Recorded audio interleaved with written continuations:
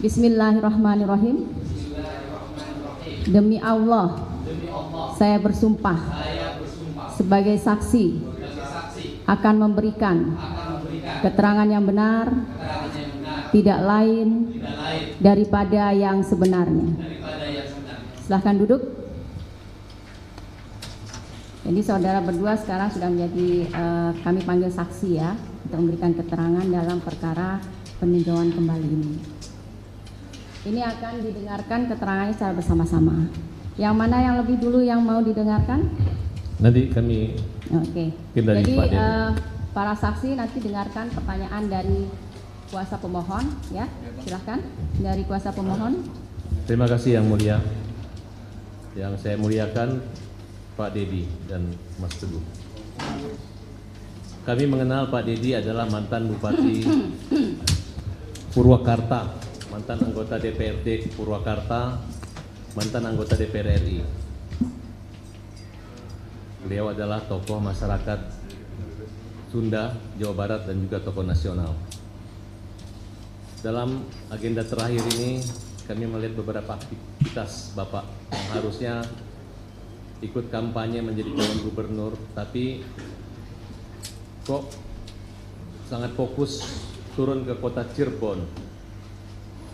Kemudian beberapa hasil wawancara Bapak itu sangat mengejutkan dunia keadilan Indonesia dengan ditemukan beberapa fakta-fakta nyata, pengakuan-pengakuan dan pencabutan-pencabutan berita acara, keterangan baik di kepolisian maupun di pengadilan dalam satu kasus yang bernama kematian Nina dan Eki.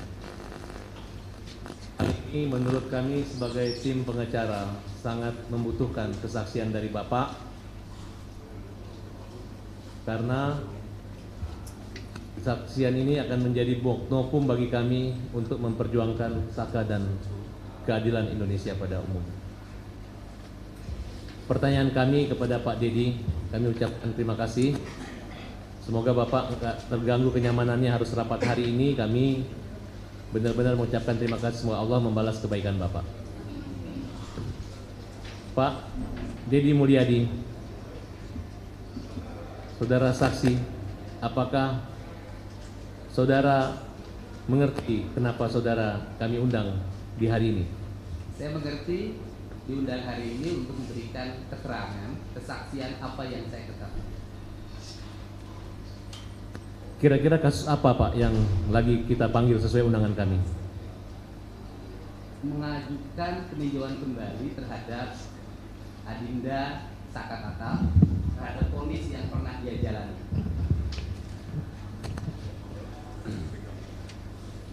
Apa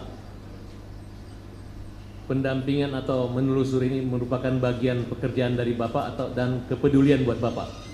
Iya, pendampingan bukan pekerjaan saya, tetapi sebagai warga negara Indonesia, saya memiliki kewajiban untuk menyampaikan berbagai informasi yang belum diketahui publik, yang belum diketahui oleh penyidik, agar saudara Saka Tatal bisa diposisikan pada posisi yang sebenarnya. Apa yang membuat Bapak tertarik, tergugah hati Bapak untuk turun sejenak di kota Cirebon? Keterpanggilan jiwa, karena ada masyarakat yang tidak berdaya menghadapi berbagai tuduhan, tuntutan, dan hukuman yang dialami tanpa sempat memberikan pembelaan yang sempurna dalam perjalanan hukumnya. Apa yang Bapak petik, Bapak rangkum, Bapak sampaikan kepada kami, kepada majelis? Titik ketidakadilan itu apa? Temuan Bapak yang Bapak dapatkan? Temuan yang saya dapatkan telah saya sajikan di channel YouTube Kang Dedi Mulyadi Channel. Dari seluruh temuan itu, saya yakin penyidik, siapapun yang punya hati pasti bisa melihat apa yang sebenarnya terjadi pada kasus ini. Bapak pernah mewawancarai Saka Tatal? Pernah. Nilai-nilai apa yang Bapak dapatkan? Iya, nilai yang dapatkan pertama dari sisi kemanusiaan. Saudara Saka Tatal pada usia remaja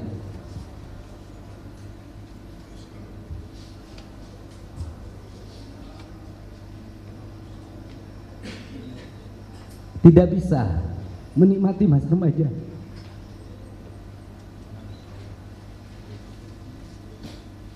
dan dia harus melewati penjara dalam kurun waktu yang lama, mengalami tekanan psikologi, tekanan fisik yang harus dia alami.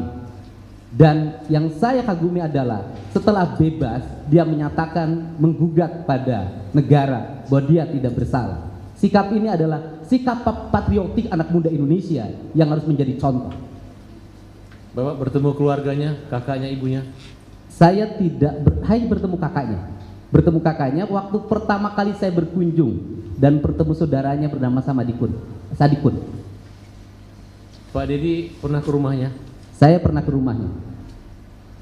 Ada motor atau ada kekayaan atau nilai-nilai sosial yang tinggi di situ yang Bapak temukan? Iya, saya lihat hanya ada rumah yang dalam posisi ya rumah yang sangat jelek.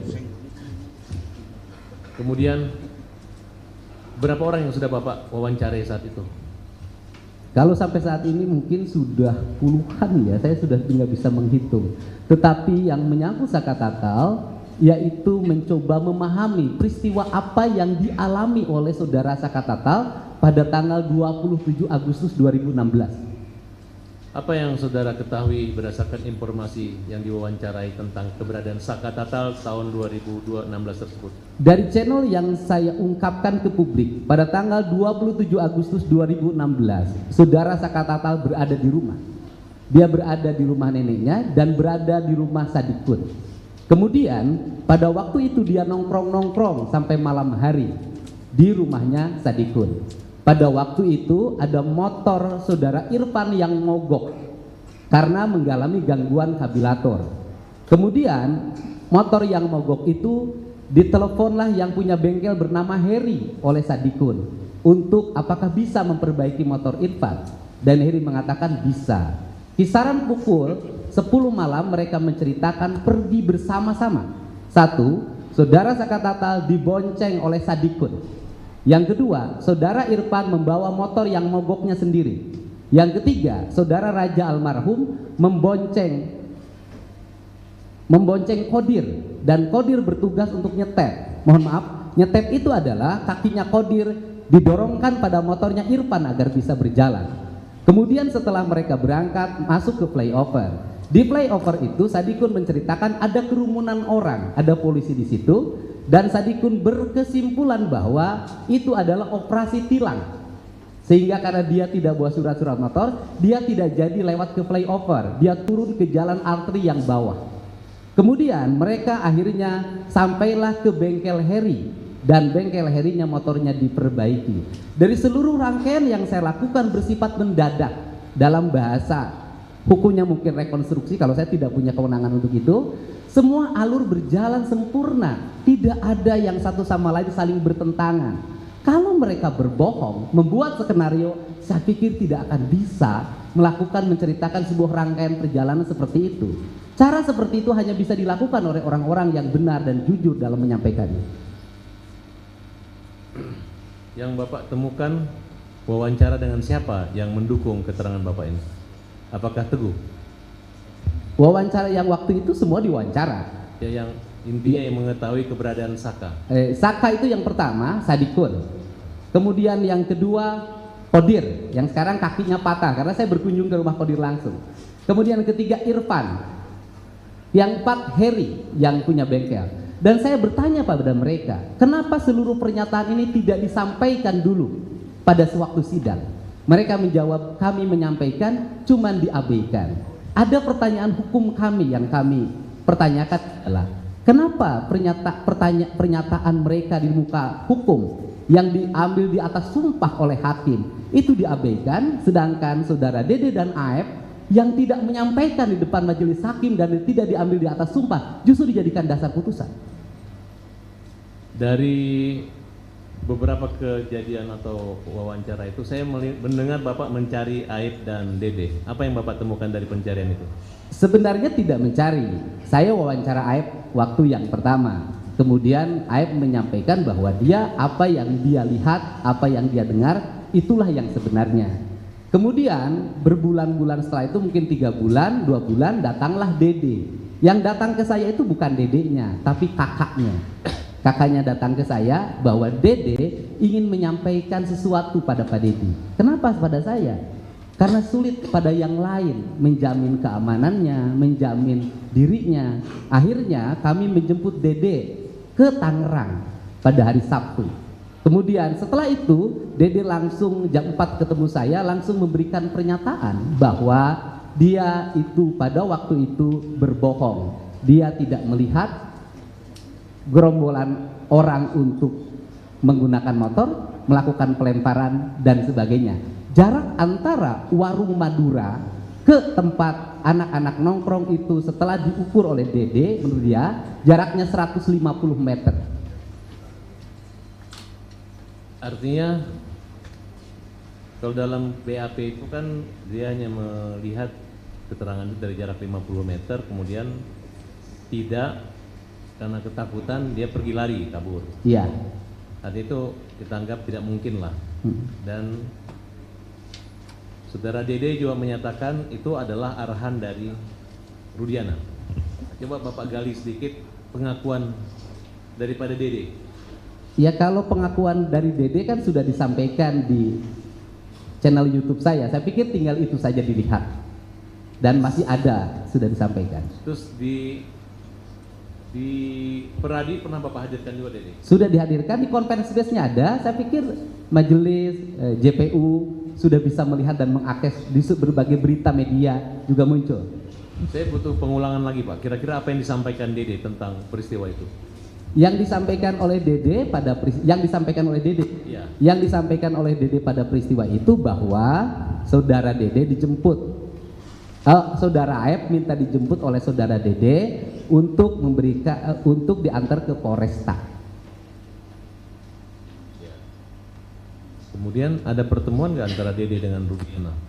Kalau pengakuan Dede ada pertemuan di situ sebelum diperiksa. Itu pengakuan Dede. Artinya menurut Dede semua keterangan yang disampaikan itu adalah arahan dari Rudiana. Menurut Dede di channel YouTube saya seperti itu. Apa benar menurut Dede tidak pernah datang ke pengadilan dan yang melarang datang ke pengadilan itu adalah Rudiana? Di channel YouTube saya dan di berbagai channel media seperti itu jawabannya. Apa kesimpulan Bapak tentang peristiwa pengakuan Dede tersebut? Kesimpulan saya dalam peristiwa pengakuan Dede bahwa Dede tidak mengetahui peristiwa pengejaran dan Dede memastikan pada malam itu tidak ada kerumunan orang di depan SMP 11, tidak ada anak-anak bergerombol di gang SMP 11 pada malam itu. Tidak ada peristiwa pengejaran dan Dede setelah membeli rokok kembali lagi mengantar Aep ke tempat pencucian mobil. Tekanan-tekanan batin apa yang membuat Dede itu mau jujur sama Pak Dedi? Dia mengatakan selama 8 tahun tersiksa hidupnya. Dia mengalami problem psikologi dalam dirinya, hidupnya seperti mengalami ketakutan. Saya dengar ada ungkapan bahwa Dede siap dipenjara untuk menebus kesalahannya. Coba Bapak jelaskan. Iya, Dede berulang-ulang saya nanya, kamu bohong atau tidak? Dia katakan saya tidak berbohong. Pernyataan Dede sudah disampaikan di depan notaris. Dan nanti sebentar lagi akan kita legalisir di Pengadilan Negeri Cirebon. Karena ini erat kaitannya dengan saya mendapat informasi bahwa Bapak dilaporkan oleh Aep, Bapak dan Pak Dedi dan Dede dilaporkan. Ya. Ini menyangkut seolah-olah menghalangi merintangan dan berbohong lah kira-kira penyidikan. Tapi saya yakin apa yang Bapak lakukan itu bukan satu kejahatan. Iya, yang saya lakukan hanya ingin menyampaikan informasi tentang sebuah peristiwa secara terbuka dan semuanya ingin diuji lewat lembaga peradilan karena saudara Aep dan Dede sebelum saudara Dede bertemu saya sudah dilaporkan ke Mabes Polri oleh keluarga terpidana atas dugaan kesaksian palsu. Sedikit lagi bisa tidak Bapak mengungkapkan atau menyebutkan siapa-siapa orang yang mengalami penyiksaan yang Bapak wawancarai, baik yang sudah keluar dari penjara selain Tata ataupun siapa yang pernah Bapak wawancarai? Kalau diwawancarai musuk di channel tidak ada kalau yang di dalam karena kan aturannya kan tidak boleh. Yang saya hanya mewawancarai kan yang di luar. Ya, yang di luar. Yang di luar itu diantaranya saudara Aldi, adiknya dari Eka. Apa cerita Aldi kepada Bapak? Sama, bahwa dia mengalami penyiksaan yang luar biasa, kemudian dia berhenti disiksa karena EK-nya menyampaikan bahwa saya pelakunya, kemudian kamu bukan pelakunya, untuk menyelamatkan adiknya. Oke. Kalau yang Bapak ketahui tentang Teguh ini bagaimana, Pak? Saudara Teguh adalah orang yang datang ke rumah saya untuk menyampaikan peristiwa yang sebenarnya, karena waktu itu Saudara Teguh pada saat tanggal 27 Agustus 2016 itu bersama-sama terpidana yang lain. Pertama dia berkumpul di rumah Bu Nining, karena Bu Nining merasa bising kemudian diusir, pindahlah ke rumah Hadi. Malamnya mereka tidur di rumah anaknya Pak RT Pasren. Di keterangan di 2016 Saudara Teguh menyampaikan bahwa dia itu kan pada kisaran jam 10, setengah jam 9 itu beli nasi kuning.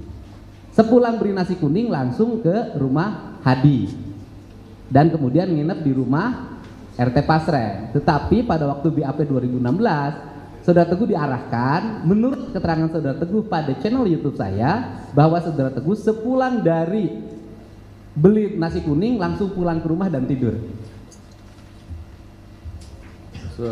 Saudara saksi tahu kalau Saudara Teguh sudah mencabut keterangan saksi beliau? Menurut keterangan Saudara Teguh mencabut pada waktu kasus Peggy 2024.